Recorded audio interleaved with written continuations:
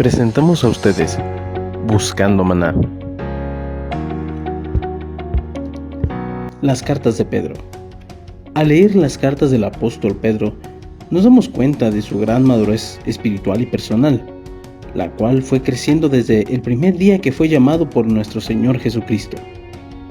Si nos pidieran que hiciéramos una biografía del apóstol, creo que nos enfocaríamos en los evangelios, desde su llamado hasta la culminación de su vida. Bien, ahora, una de las cosas que tenemos que comprender es que Pedro fue una persona común y corriente, como tú y yo. Él era un pescador, y quizás sin lograr culminar sus estudios. Sin embargo, Jesús escogió gente como él, gente del vulgo, como nos lo dice la Biblia. Precisamente, Jesús escogió este tipo de hombres para que no hubiera vanagloria en los que iba a escoger como sus discípulos. En Lucas 5:10, Jesús le dice a Pedro: "No temas, desde ahora serás pescador de hombres".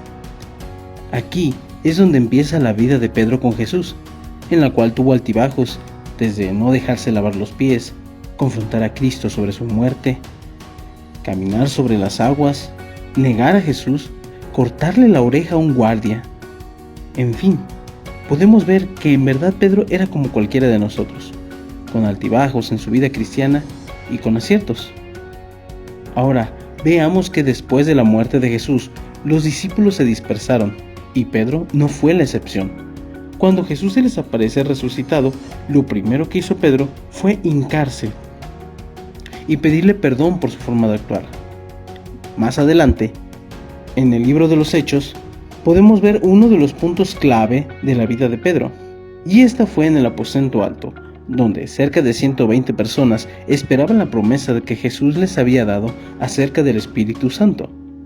Ahí en el aposento, donde todos fueron llenos del Espíritu, fue en donde a Pedro y a todos los demás se les abrieron sus ojos espirituales. Y ahí es cuando Pedro predica por primera vez, convirtiéndose alrededor de 5,000 personas.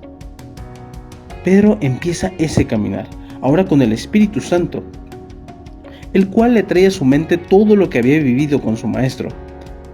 Aquí en el libro de los Hechos vemos a un Pedro madurando espiritualmente en medio de una gran persecución hacia los cristianos. Al escribir sus cartas, Pedro había llegado a una plena madurez, y no solo espiritual, sino a una plena madurez personal. Ya no vemos a ese Pedro violento, agresivo, tosco, inseguro, peleonero. Vemos a un Pedro más sensible, amoroso, paciente, bondadoso, con mucha fe, gozoso. Había llegado a una edad donde él pudo haber comprendido, por todo el camino que recorrió, que se acercaba el momento de su partida.